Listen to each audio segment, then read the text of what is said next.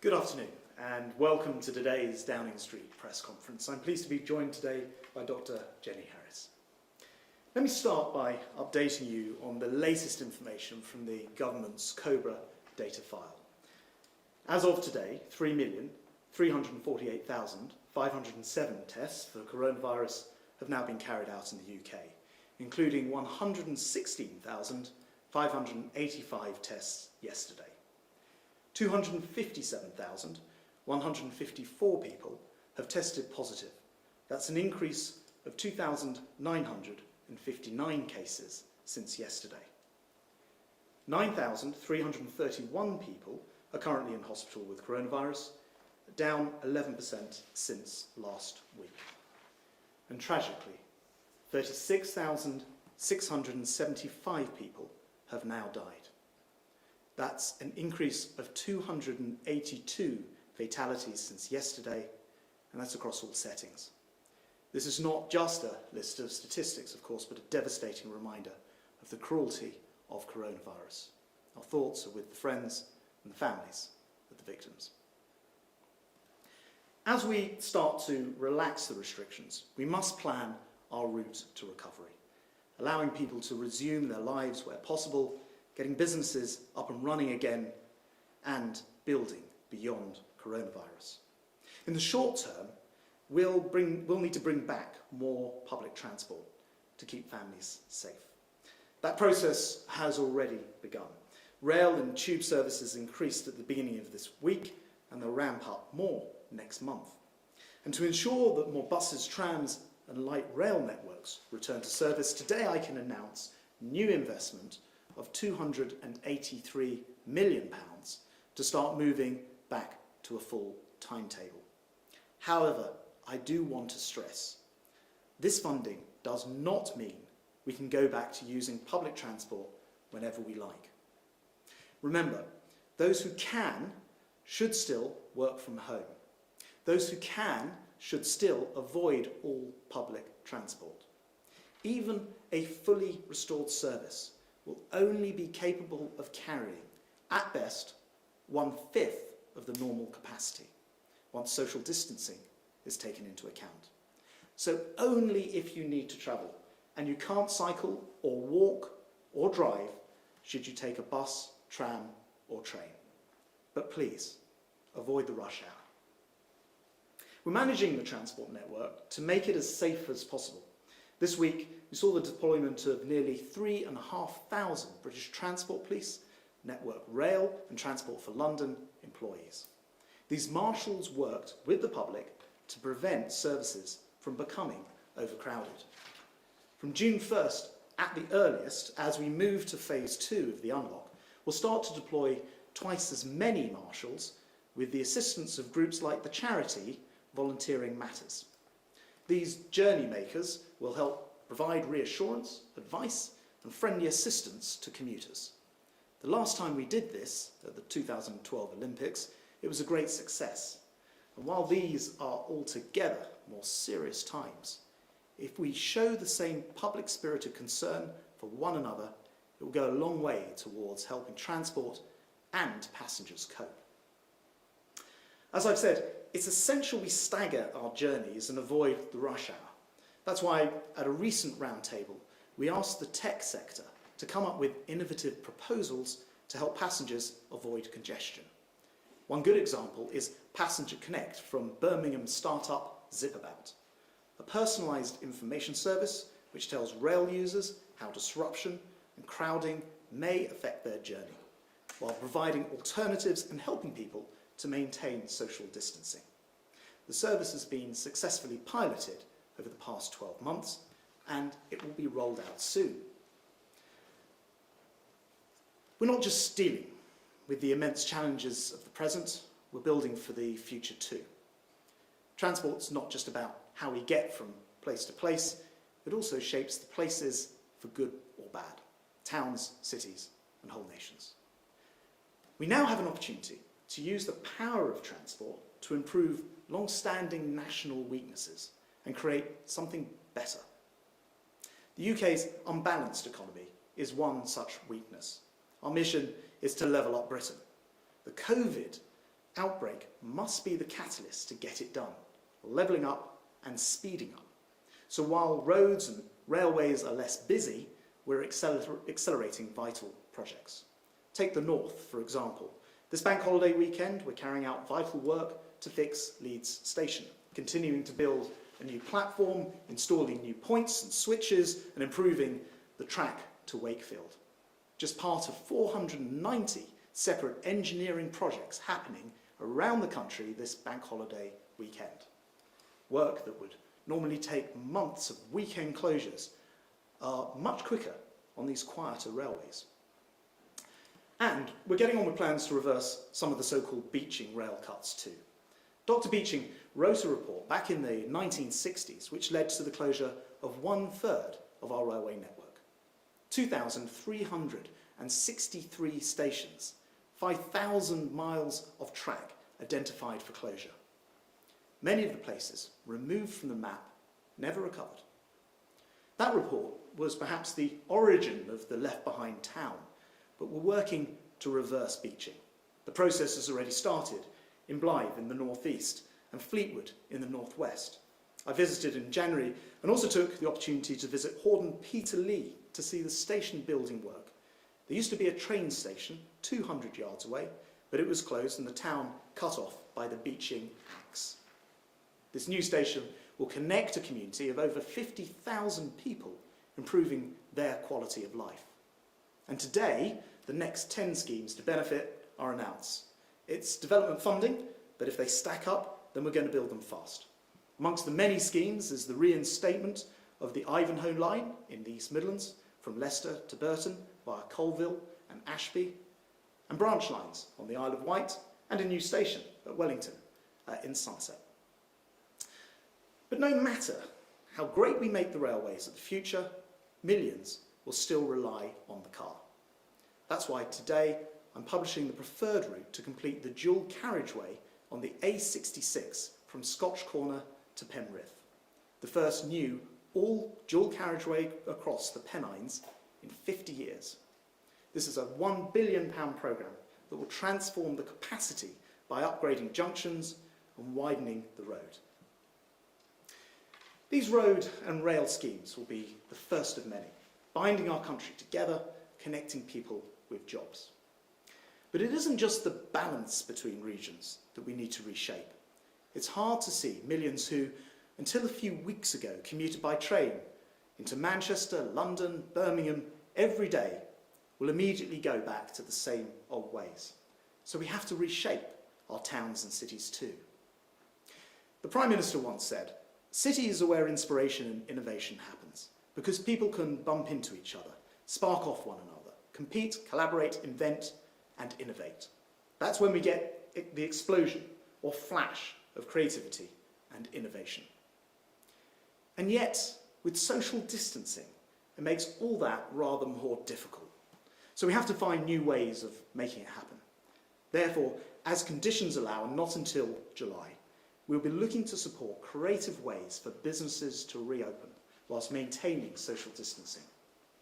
We know restaurants and bars will want to start trading again, and we'll work with them so we can enjoy an outdoor summer in a safe and responsible environment.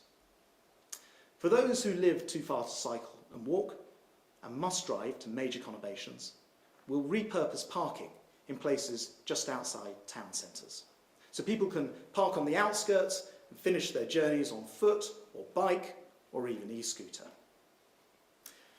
Our aim with these measures is not merely to get through the lifting of restrictions and then return to how things were, but to come out of this recovery stronger by permanently changing the way we use transport.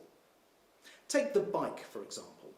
Previously, we announced the introduction of a scheme to help bring bicycles back into a roadworthy condition, relieving the pressure on public transport and improving the nation's health. Today, I can provide the detail of the new £50 bicycle maintenance voucher. Available from next month, the scheme will help up to 500,000 people drag bikes out of retirement, speeding up the cycling revolution, helping individuals become fitter and healthier, and reducing air pollution, which remains a hidden killer. Clean air should be as big a priority for us in the 21st century as clean water was to the Victorians in the 19th. The measures will help more passengers, buses, trains, buses, safer trams, more commuters to take up, and more people to benefit from infrastructure in the northern power across the country. They give us all and harness the not just to help the lives of the COVID world, but to make our economy, more resilient, more population, healthier, unchanged for the nation. I'd like to turn now to Harry's topic through the slides. Thank you. First slide, please. So we're going to have our usual look through some of the data that we are collating going forward through the pandemic and get some insights as to how the population is behaving, but most importantly, what is happening to the disease. So on the first slide, on the left, you can see the insights which are gathered from Google mobility data. It won't cover everybody on all user groups, but it gives a good indication of what the population is doing and how they're moving around. And what we can see is a very significant drop in usage to workplaces, to transit stations and retail and recreation, which has been largely maintained through the pandemic. Clearly, in the middle, we can see grocery and pharmacy, people needing to use that. And then the blue line in the middle, with people starting to use parks more in line with the national guidance. The only thing I would say there is that if people are using parks, which is good for mental health, for physical activity, please do remember to maintain social distancing while using them. So staying 2 meters away from people outside your household and just meeting with one other person. On the right-hand side, you can see an ONS Opinions and Lifestyle Survey data. So both of these sets of data go back to about a week ago. And we can see that a significantly larger number of people, 41% of employed adults, are working from home, and that's compared to just around 12% last year. And we know that 86% of adults have left their home. We know that 80% of those are for basic necessities and around 71% for exercise, for a run, for a walk or a cycle. Again, all in accordance with national guidance, which we would encourage. Next slide, please. So this is the slide showing the current situation with testing and new cases. So on the left-hand side, you can see the data in relation to testing. And the top number there, 116,585, represents all the tests in all the different systems that have been completed or taken or sent out, whether it be through labs, in hospitals, wherever it may be, up until 9 o'clock on the 23rd of May, which brings the national total well over 3,348,000. And from that testing, we can see that we've got 2,959 new confirmed cases as of this morning, and that brings our UK total to 257,154. And the graphs on the right clearly show that. I think the important thing is that there is a trend upwards in our daily testing, which we expect to continue as track and trace comes in. It varies a little bit over weekends, but generally the trend is up. But very encouragingly, despite the increased upward trend in testing, we are maintaining a downward trend in new confirmed cases. Next slide, please. So this slide gives a picture of both the activity in our hospitals and also of some of the important life-saving equipment, which was one of the issues we were very concerned about at the start of the pandemic. So on the right, we can see that there's been a steady but continuing slow downward trend in new daily admissions to hospitals in England from COVID-19, right down from a peak which reached over 3,000 around the first week of April. And that translates in numbers to 675 estimated admissions on the 21st of May, again down from 736 on the 14th of May. And then on the bottom part of the slide, on the right-hand graph, right across all the UK countries, we can see that the demand for mechanical ventilator beds was high again just after that peak, as people went through significant illness about the middle of April, and that's now come down in all countries. And when we look over at the statistics on the left-hand side, we can see that 12% of the mechanical ventilator beds are occupied with COVID-19 patients. So significant capacity, which was never breached, and in fact is down by 5% on the week before. Next slide. So when we look at the number of people in hospital with COVID-19, 9,331 people in hospital now, and that's down by over 1,000 from this time last week. And we can see in the slides, despite the varying shapes across the different UK countries and regions, that this is a downward trend in all areas. It varies. Different places have had different peaks and at very slightly different times, but generally right across the UK, the number of cases is coming down. Next slide, please. And then finally and sadly, over the last 24 hours, we have had 282 reported deaths, which have been confirmed with a positive test, which brings our total to 36,675. However, on the only positive note from that number is that we can see that the deaths are starting continuously to come down. The bar chart here always depicts a little bit of a reporting change over the weekend periods, but the rolling average, so where we're looking to see on average what is happening, that is continuing to come down, and we will be looking to expect that to come down further. Thank you. Jenny, thank you very much indeed. We're going to turn now to questions. We're going to start with questions from the public. It's worth mentioning we don't know the questions that are going to be asked. They're picked by an independent polling company, and we'll turn first of all to Gordon from Gosport. How is the government going to prevent travellers staying in the Irish Republic at the end of their holidays to bypass the UK's 14-day quarantine? Thank you very much, Gordon.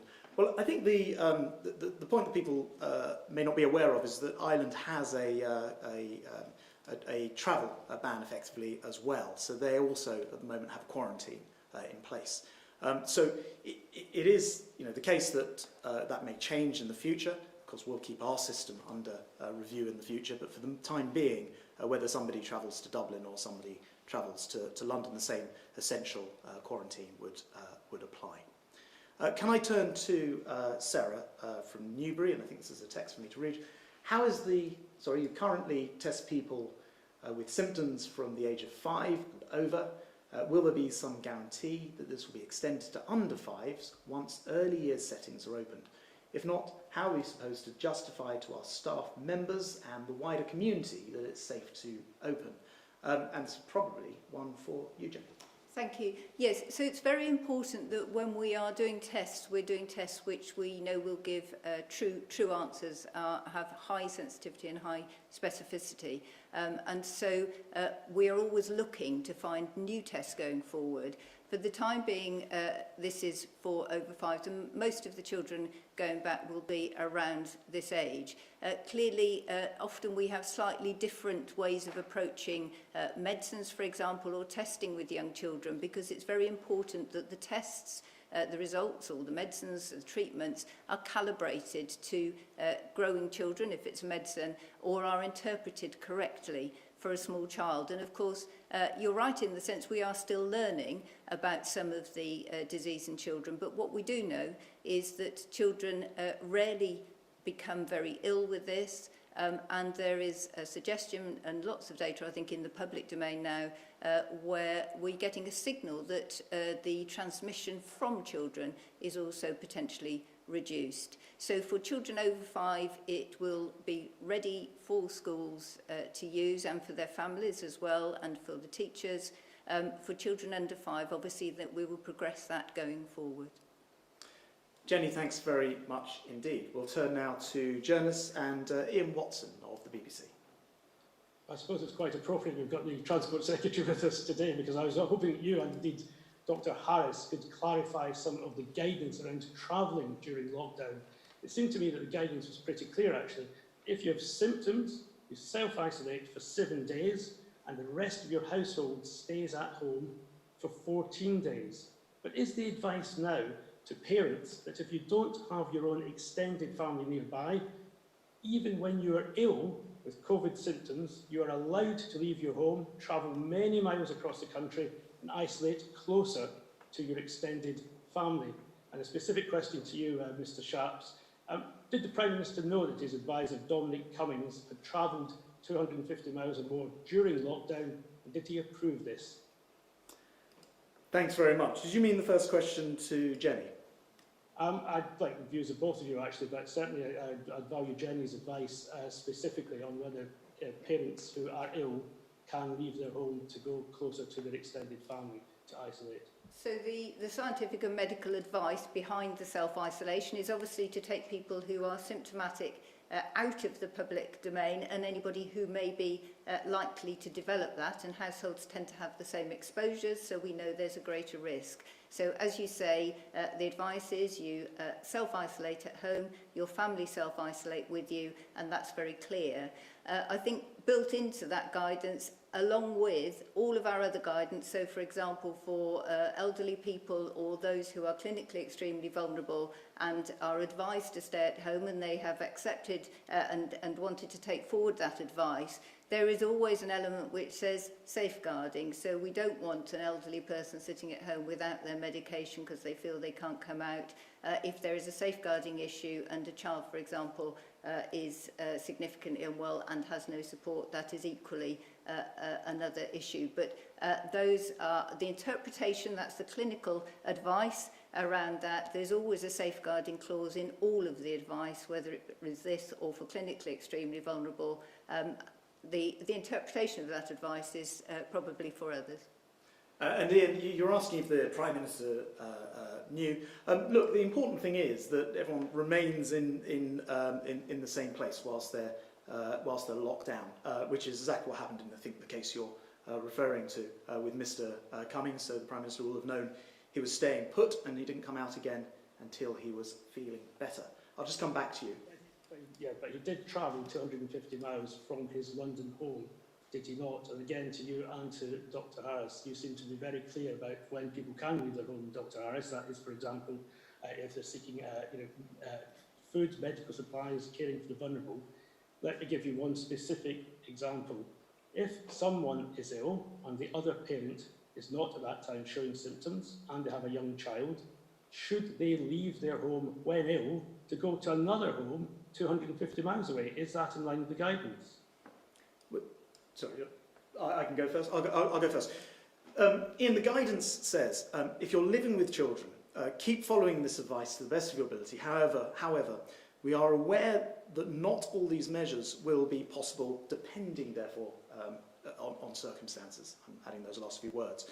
In other words, if you are in a position where you've got a young child, in this case 4 years old, and you are worried about the welfare of that child and your ability to throw around them the wider network of support, then you're clearly being somewhere where other members of the family can assist, by which I mean, in this case, younger other members of the family, then that might be the best place for you to settle and stay throughout the time that you're ill. And I think that's all that's happened in this case.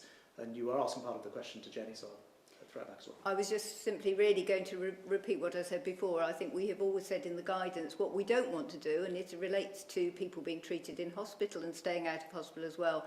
We don't want to cause harm through advice which keeps people at home when they are at risk. That's not directly referring to any current issues. It's the clinical and technical advice, which is we want people to come out of circulation. We want them to self-isolate the minute they have symptoms and to stay out of circulation. If there is a critical issue, a safeguarding issue, regardless of whether it's a child, an elderly person or anybody else, then there needs to be some sort of safeguard in place. Thank you very much, Ian. We'll turn now to Sam Coates from Sky. Sam. Secretary of State, how can you personally be sure that by driving halfway across England, Dominic Cummings didn't infect anyone else on the way or while he was there? Or, frankly, do you not think it would have mattered? And what do you say today to all those people who are unable to say goodbye to their loved ones or go to their funerals because they were observing the letter of the rules, seemingly unlike the PM's top aide?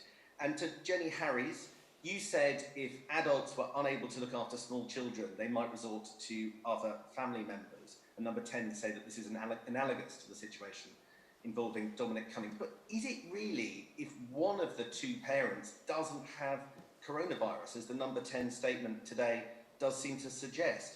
How can you preempt a situation by travelling halfway across the country in order to seek further protection? Where did you say that was within the rules in previous press conferences or in guidance? Sam, thanks very much. Look, I think for everybody who's lost loved ones, everybody has been impacted by this crisis, and everyone has done their best to try to do the right thing.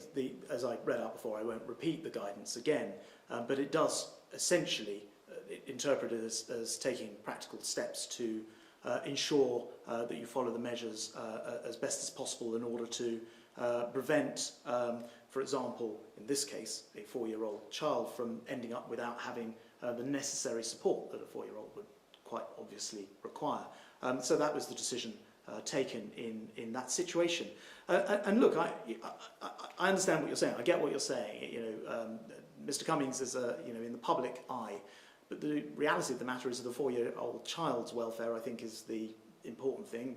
Parents will ask themselves what they would do if they had no other support around, and eventually you'd either have to turn to external support, not from your family, or try and be close enough to your family to provide that care, which is what happened in this case here. And I understand that his sister and I think a niece, who are younger generation, were able to provide food and bring things to the property they were staying in, which was not inside his parents' house. So I think it was a sort of a straightforward arrangement that meant he stayed in the same place and prevented possibility of the child in this case from not having support around him.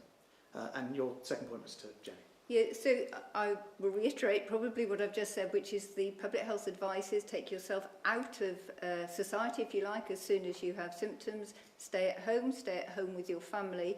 I don't know the details of this specific case, and I'm commenting on the technical and medical advice. I think the point, I haven't got the detail of the comment from a previous press briefing, but I think the question I was asked was if two adults were ill and unable to cope or care for a small child who was totally dependent on them, was that a reason to seek external support? And I would just go back to say all of the guidance has a common sense element to it, which includes safeguarding around adults or children. So I think that would account for that answer. Sam, I just want to give you a chance to come back. Secretary of State, could you just clear up factually what went on? So Mr. Cummings went to a Durham property and he stayed inside that with his wife and child all in the same property, and members of their family delivered food to their doorstep.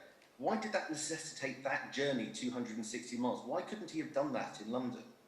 Well, I guess it's where his family was. Yes, those are the facts as I understand them, Sam. I guess the simple answer is that's where the family was. That's where the sister was, and the niece. So, as we all do in moments of crisis, we always seek to have our family, those who can assist us around us. And I think that's all that's happened in this case.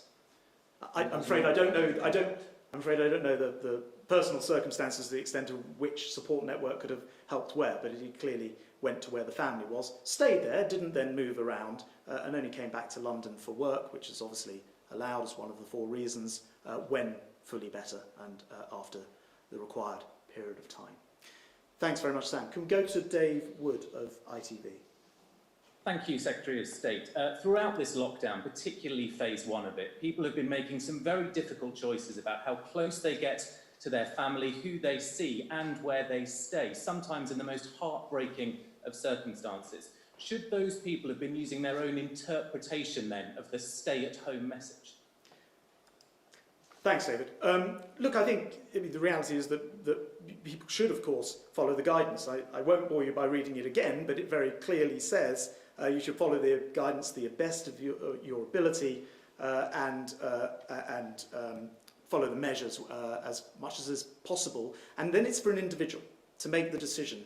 How do I make sure I've got enough support around the family, particularly in the case that you're referring to, with a potential of both parents ending up being ill and having a young child to look after? How do you have that support network around them? And the decision here was to go to that location and stay in that location. They didn't then move around from there. And so it would be for each individual to work out the best way to do that, which is what's happened here.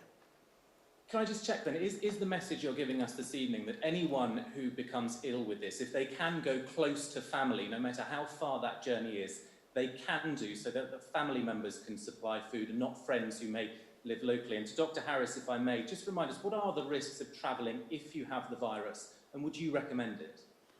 Well, on the first point, of course, the rules have subsequently changed anyway, so you can now travel if you are not symptomatic any distance in order to, for example, exercise, and that is something which people are aware of now. You go as far as, if you had the symptoms, could you travel as far as possible to stay in a house closer to relatives? No. I mean, as I already explained, you have to get yourself sort of locked down and do that in the best and most practical way. And I think that will be different for different people under whatever circumstances their particular family differences happen to dictate. That's all that's happened in this case. He was there, he stayed there, and I can carry on answering it, but it's the same answer each time. And there was a second point to Jenny. Yeah, so, I mean, the key public health messages from a professional perspective are if people have symptoms, they should self-isolate immediately and stay in their homes. The only exception around this is around risk, and that's the issue of safeguarding for children or adults, and I think I've said that. In relation to the risk of travel, clearly in travel advice that we're giving, if you're in a private car, actually transmission within a vehicle, because it's an enclosed space and you're relatively close together, is probably a higher risk one, but you're usually if you're within a household group, then your exposures are usually the same, and if you travel from A to B and you're not meeting anybody else, then there's no possibility of a risk passing on, which is why in much of the guidance you'll see we say if you're travelling, travel in your own car. For people, for example, going to have a test taken, they can't go on public transport, they go in a car, and that's a simple answer. David, thank you very much. Let's turn now to Chris Hope from Daily Telegraph. Chris. Hello, Mr. Shapps. May I ask quickly, you said there that the PM knew Mr. Cummings was staying put. When did the PM know he'd gone to Durham? And can I ask Dr. Harris, did you know that he'd gone to Durham, and does Mr. Cummings' decision to go this far during lockdown undermine the stay-at-home message which you're doing so much to publicise? Chris, I'm sorry to disappoint you. I don't know exactly the answer to when the PM knew, but I know the PM knew that he was unwell and that he was locked down. Of course, the PM was also unwell during the same period in reference. I can tell you the PM provides Mr. Cummings with his full support, and Mr. Cummings has provided a full statement. And I think it's perfectly right that questions are asked, and you're all asking the same questions, and not I appreciate about the significant transport announcements, the upgrading of the A66 to dual carriageway and £1 billion to make people's lives better and faster to connect there, and I appreciate that. But I do think it's important to note that questions were asked, quite rightly, and the questions have been answered because Mr. Cummings has produced a statement which you will no doubt have read. And I think the second point was to you, Jenny. Yes. So in the same way that as a doctor I wouldn't comment on the clinical position of an individual, I have no detail in this particular case, and I'm not going to comment on that. But in relation to the advice to the public, absolutely clear that public health guidance is if you're symptomatic, you stay at home, take yourself out of society as quickly as you can with your family and stay there unless there is that extreme risk to life. And that is a really important message. People have been really good at doing that, but it's vital that we continue to do that going forward, because that also underlies the track and trace system as well, and we're going to be asking people to do that if they're identified as a contact. Chris, I can see you waving to get back in. Thank you, Mr. Chaps. One final question. Can you clarify whether anyone from Durham Constabulary spoke to any member of Mr. Cummings' family, please? Well, quite literally reading from Mr. Cummings' statement, at no stage was he or his family spoken to by the police about this matter. Does that mean the police are not telling that what happened straightforwardly? I'm not sure where the confusion in that comes in, but we've got it in black and white there in this statement. Chris, thank you very much indeed. Can I turn to David Wooding, The Sun on Sunday? David. Secretary of State, we've already had 2 resignations from senior aides who have broken the rules in Neil Ferguson and north of the border, Catherine Calderwood. So the public could be forgiven for thinking there's one rule for us and one rule for the rest of them. And even among aides may be thinking there's one rule for us aides, but a different rule for the Downing Street aides. What is different about Dominic Cummings and other people who've resigned in senior positions over their movements? David, thank you. Look, I think what most people will probably be thinking watching this is, what would I do in that situation? I've got a young child, my wife is unwell, I'm worried about the ability to support the child as a father. Do you then end up saying, well, we'll take the best possible option in order to be able to provide the ongoing care for that child, and therefore go to where there's a network, but not go to inside the parents' house, but rely on the younger generation? And that's obviously the question that will have to be made. And I would draw this distinction. This wasn't sort of visiting a holiday home or going to visit someone. This was to stay put for 14 days, to remain in isolation, to get over what I understand was quite a significant bout of illness from coronavirus, and then to be able to return to London only when well and properly in line to do a job that couldn't be done from elsewhere. So I think there's every difference to answer your question directly. Yeah, I know you're not being evasive on the question of when and whether the Prime Minister knew about this, but I think that's an important question that needs answering. If you're unable to answer that, then I think the public do have a right to know what the Prime Minister knew about Mr. Cummings' visit and when he was told about it. Yes, well, as I say, I think the Prime Minister was in at least part of this period, possibly in hospital. I haven't matched up the exact dates, but I do know that the Prime Minister knew that he was, quite properly staying put in one place with his family, which is the right thing to do, not leaving after doing that. All the right things to do. And as I said a moment ago, the Prime Minister gives Mr. Cummings his full support. Can I turn to Murtaza Ali Shah, please, from GEO News? Hi, Secretary of the State. Ahead of opening up relaxing the rules and opening up the transport network, my question is, what measures are being taken to protect the frontline workers who belong to ethnic minorities, the same communities who have suffered quite a lot after the COVID-19 outbreak, be it in the National Health Service or in the transport network or other essential services?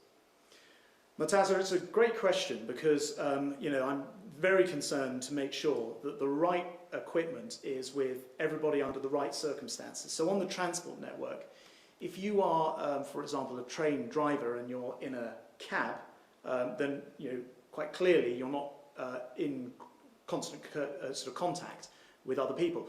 On the other hand, in other forms of transport, and buses in some cases, for example, you could be in very close contact. So what we absolutely have to do is make sure that we have the right level of protection for people in different circumstances. And on this subject, what I've done is to write to the transport operators in hand with Public Health England to make sure that they're aware of all the correct equipment that should be in place, procedures, processes, things like cordoning off, and also thinking about the flow of passengers and that type of thing in order to protect their transport workers. I should say that very sadly 53 transport workers have died during coronavirus. We don't know all of the circumstances or that it was necessarily connected to their work, but it is, of great concern. And it's worth saying that we've asked Professor Fenton to carry out some research because I'm very concerned that people from the BAME communities seem to have been affected more. We also know men are affected more. We also know obesity seems to play a part. And Professor Fenton's initial report on this from Public Health England will be available, I think, at the end of this month, which will be very helpful as well. Can I invite you to come back in? Unless you don't. Do you want to come back in again? I think we may have lost the line. Matazzo, can you hear us? Yes, yes. Oh, yeah. Did you want to come back in again? Yes, again, I think you've clearly mentioned it, but also, there is a very concern within these communities that probably, within the National Health Service, a lot of people have died, and there are real tragic stories, people who get in touch with us from the ethnic minority members, Indians, Pakistanis, Bangladeshis, who have suffered a lot. My question is government preparing or thinking of probably maybe announcing some compensation or maybe some other sorts of measure for these families who have suffered, or families who have, the people who have lost their lives and have left their families in kind of situation where it is difficult for them to make two ends meet? Yeah. Well, it's absolutely, it's heartbreaking to see how this virus developed, and many of the people, as you mentioned, on the front line may come from ethnic minorities. We don't know whether that's because of the propensity for people to be on the front line from BAME backgrounds, or whether there's something else happening, and that's what Professor Fenton will help to get to the bottom of. It's certainly the case that in the NHS and the care world, there is a package that the Health Secretary announced previously of support where there is a deceased member of the family, and there's also sort of in-work service payouts in other circumstances as well, though not in quite the same way. And so we are very, very concerned about people from all sorts of different backgrounds, and you will have heard in the last couple of days that we've also changed the rules to make sure that people can have sort of rights to stay if a member of their family was working, particularly in the NHS, and then sadly died through coronavirus. So that's means of residence for those individuals. And so a range of different measures, absolutely at the forefront of what the government wants to do to get to the bottom of this and make sure that all the right lessons are learned. And I say there's some unusual groups, including people from ethnic minorities, but also the way that this has tended to impact on men, people with obesity and other categories as well. And we will absolutely get to the bottom of all of those things. Thank you very much. I wanted to conclude by saying that we've come a very long way through this disease, and we're taking a whole range of different steps, some of which I was describing from a transport point of view, to try to make sure that transport can be safe and secure for people to travel on going forward. But it's absolutely crucial to remember that the transport system will not be able to take the normal numbers of people. So please look for alternatives. Please consider not travelling at peak, and ideally travelling by walking, cycling, or indeed driving instead.